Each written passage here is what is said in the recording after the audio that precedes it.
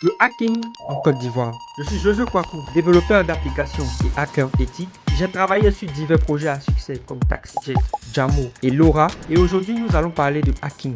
C'est quoi le hacking? Le hacking est tout simplement un moyen qui permet à une personne de détourner une chose fabriquée de son utilisation initiale. Ainsi, pour un exemple, nous prenons une application de transfert d'argent qui pour objectif de base était de transférer de l'argent se retrouve à être une application qui permet à des personnes d'extraire des données à caractère personnel des gens. Ce n'est pas une bonne chose, mais c'est comme ça.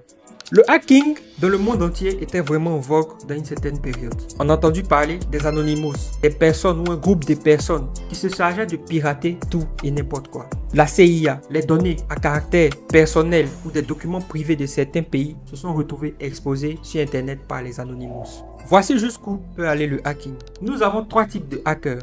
Les Black Hats, qui ont pour objectif de détruire, de voler des données ou de mener en mal l'existence d'une entreprise ou d'une personne. Ensuite, nous avons les Grey Hats qui ont la possibilité de faire pareil que les Black Hats, mais choisissent aussi de proposer des moyens de contre-mesure ou protéger des personnes contre divers dangers.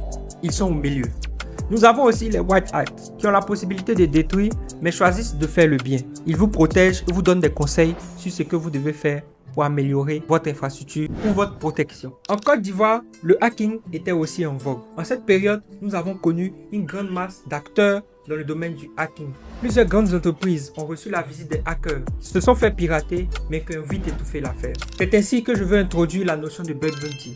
Le bug bounty, ce n'est rien d'autre que payer un hacker pour avoir effectué un test de votre infrastructure système et révéler toutes les vulnérabilités qu'elle comporte. J'encourage ainsi les entreprises à mettre en place dans leur politique de sécurité interne la notion de bug bounty, mettre en place des programmes pour récompenser ces hackers-là pour chaque faille qu'ils trouveront dans leur système. Ainsi, cela aidera ces entreprises à mieux se protéger d'éventuelles menaces. J'espère vous avoir apporté une petite connaissance sur le hacking, le bug bounty. Dites-moi ce que vous en pensez en commentaire, je serai ravi de vous répondre. À plus tard.